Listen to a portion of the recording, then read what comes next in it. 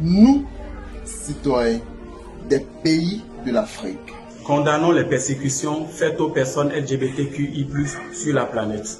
Rappelons que l'Afrique du Sud fut le premier pays au monde à avoir dépénalisé l'homosexualité dans sa constitution. Savez-vous que certains pays, comme le Bénin ou la Côte d'Ivoire, n'ont jamais criminalisé l'homosexualité? Pourtant, dans près de 70 pays, la prison reste la sentence, pouvant même aller jusqu'à la peine de mort. Tunisie, 3 ans.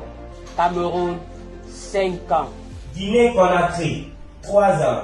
Sénégal, 5 ans. Togo, 3 ans. Ils n'ont pas le choix. Ils doivent fuir. Nous appelons à la dépénalisation de l'homosexualité en Afrique et dans le monde. comme c'est déjà le cas au Gabon, en Angola et dans d'autres pays. Nous exigeons la protection des migrants LGBTQI+, ainsi que l'acceptation de leur demande d'asile. Les droits des LGBTI sont aussi des droits humains. Prouvons-leur. Et ensemble, tous ensemble, résistons, soutenons et disons stop aux persécutions des LGBT.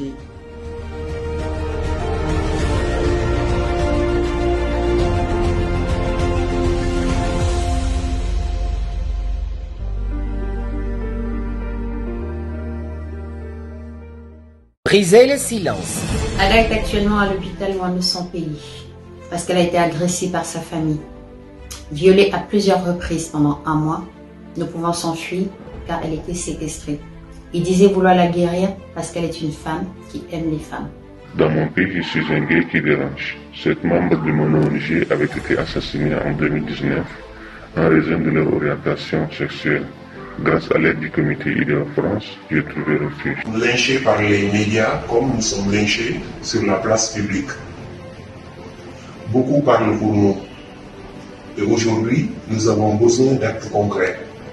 La dépénalisation de l'homosexualité est notre seul espoir pour rentrer chez nous ou ne pas venir chez vous. Je suis demandeur d'asile. J'ai été tabassé par cette personne et laissé pour mort en raison de mon orientation sexuelle.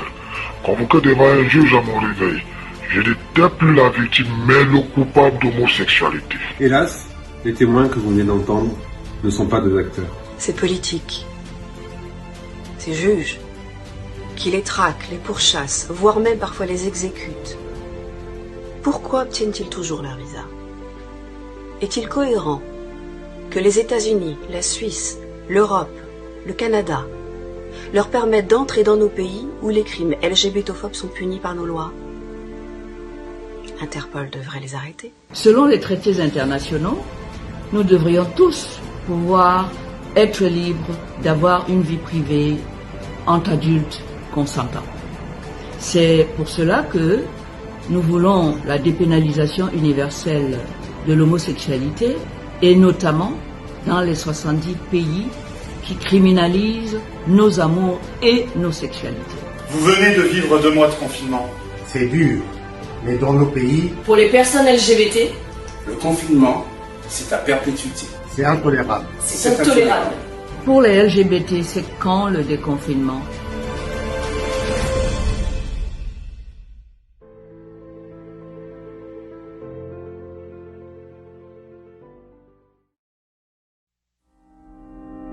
L'orientation sexuelle comme l'identité de genre n'est pas un choix. On ne choisit pas d'être jeté par sa famille ou par une partie de la société. Malheureusement, on le subit. Le problème de la société ne vient pas de la personne trans, gay, bi ou lesbienne. Le problème vient des transphobes, des homophobes, des lesbophobes, des biphobes, qui se permettent de s'introduire dans nos vies privées pour nous expliquer avec qui nous avons le droit de vivre, ou dans nos consciences pour nous expliquer qui nous sommes. Non aux LGBT-phobie. Oui à la liberté entre 2 personnes adultes consentantes. Oui à nos expressions de genre, à nos identités et à nos orientations sexuelles. Laissez-nous vivre. Ne l'oubliez pas, la liberté de conscience est notre bien le plus précieux, les enfants. Nos corps, nos vies, nos droits.